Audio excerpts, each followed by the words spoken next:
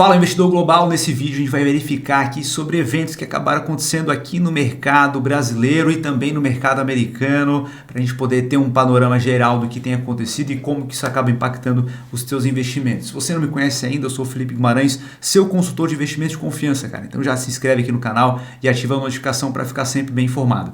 O que a gente tem primeiramente? Mercado americano, a gente viu a inflação subindo bastante, tá? A inflação lá subiu para 3,8% no acumulado do último ano. É uma alta que a gente não vê desde a época da pandemia ali em 2023, a gente chegou a ter 9% de inflação no mercado americano, que é algo extremamente elevado para padrões americanos, e ela começou a cair e a gente viu esse patamar mais elevado de 3,8% lá em 2023. Então a gente está tendo um aumento aqui na inflação lá no mercado e isso acaba impactando no mercado de consumo, que é fundamental para o PIB americano e principalmente pelo fato de que a renda do americano não subiu na mesma proporção durante o mesmo período. A gente vê que a renda do salário americano foi reajustado ali, houve um aumento, não que foi reajustado especificamente, mas sim um aumento no salário do americano de 3,6%. É uma pequena diferença,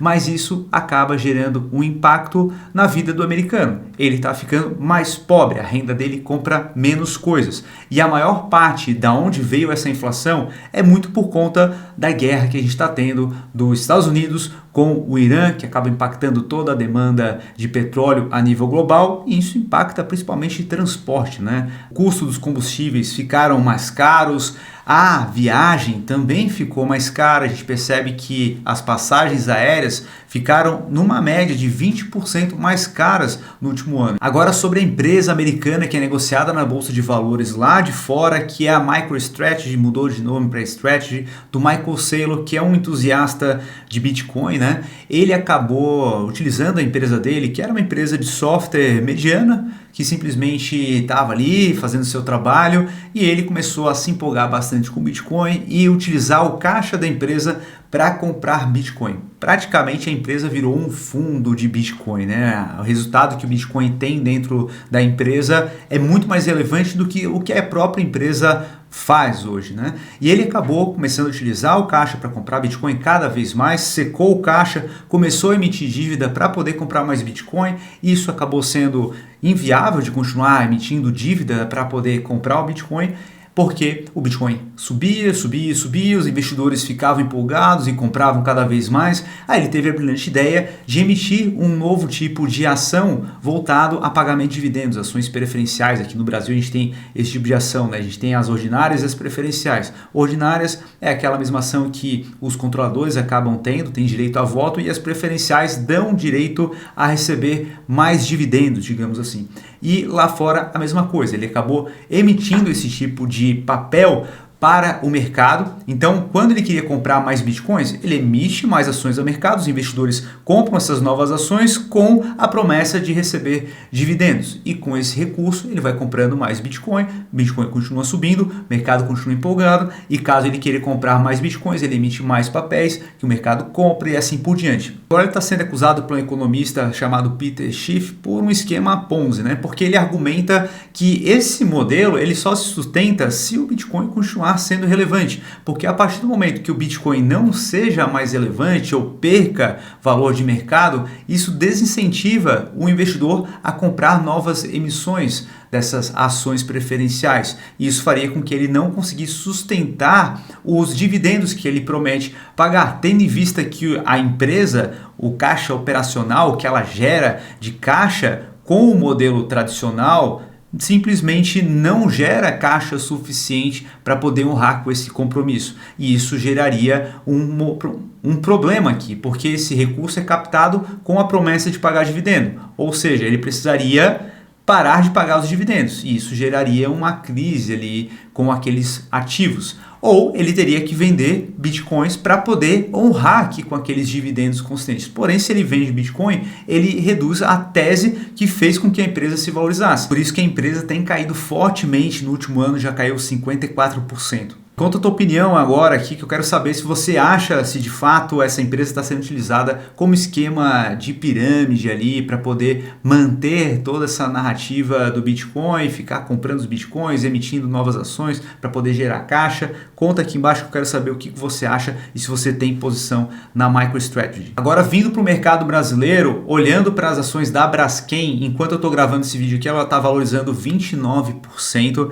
E a gente precisa entender, porra, vale a pena comprar agora a empresa vai voar e vai decolar? Tem que tomar cuidado, tá? O que acabou acontecendo é que a JP Morgan acabou reprecificando, falando que ela está overweighted, né? Ou seja, ela tem um upside a ser incrementado aqui, eles acabam trazendo aqui que tem um potencial de valorização de 63%, eles acabaram precificando o preço-alvo da ADR, né? A empresa negociada lá fora, em 5,5 dólares. Isso porque ela está sendo negociada 3,6 vezes o EV pelo EBITDA de 2026 e o histórico de negociação é de 5,2 vezes. Então ela estaria descontada aqui em relação ao passado, tá? Só que é preciso a gente levar em consideração que ela está passando por maus bocados, né? A empresa aí está acumulando uma dívida gigantesca, está com grande dificuldade em gerar um fluxo de caixa positivo, de gerar uma lucratividade. A empresa encerrou 2025 com uma dívida de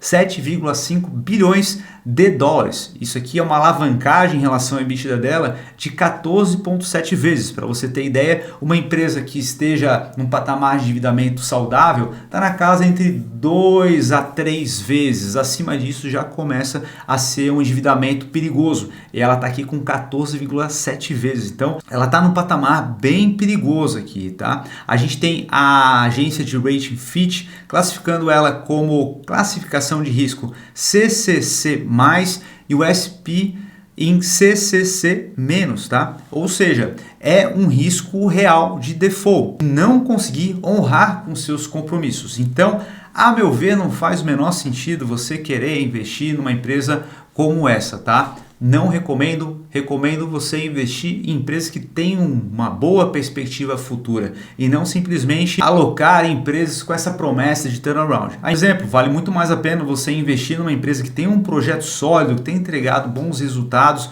como a AMD. A gente começou a investir nela há um ano e quem acabou investindo com a gente na Notorious acabou colhendo mais de 200% de alta numa empresa que tem um potencial de continuar crescendo. Não tem um potencial ainda de quebrar, de entrar em recuperação judicial, pelo menos não no curto, médio prazo, com o que a gente tem visto de resultado, né? A empresa está extremamente saudável, extremamente lucrativa. Não há motivos para correr um risco desnecessário para poder conseguir ter um alfa maior. Você consegue fazer isso com bons projetos também, tá? Inclusive, pessoal que é da Notorious ali dentro da comunidade, amanhã a gente vai fazer a live de acompanhamento da carteira, onde a gente vai selecionar alguns ativos. Se você ainda não faz parte, clica no link aqui embaixo, tá? Vai lá no meu Instagram, manda um direct lá que a gente troca uma ideia, eu te explico como é que funciona para entrar dentro da Notorious. Agora a gente vai para Asas. Para quem não conhece essa empresa, é a empresa que é fruto da fusão entre Arezzo, Erig, Reserve e várias outras marcas conhecidas.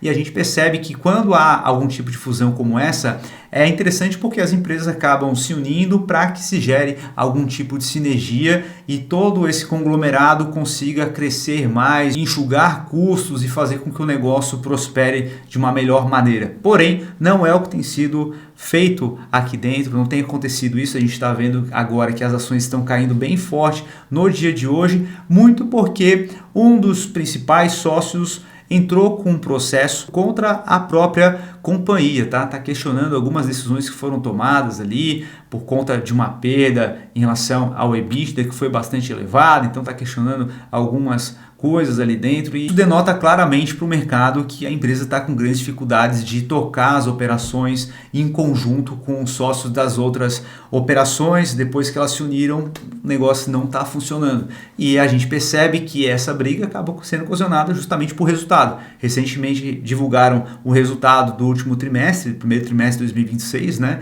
E a gente percebe que o lucro líquido caiu 45%, né? Saindo aí de 117 milhões para 63,9 milhões. O EBITDA recuou 23%, saindo de 427 milhões para 300 228 milhões, né? Então, quero saber a tua opinião, cara. Você acha que ela vai se recuperar? É o momento de sair? Você está comprando? Você está vendendo? Comenta aqui embaixo que eu quero saber a tua opinião. Se você curtiu esse vídeo aqui, precisa deixar um dedo no like, cara. Isso é importantíssimo para que a gente possa atingir mais pessoas, fazer o canal crescer aqui. A gente está bem no comecinho desse canal novo aqui.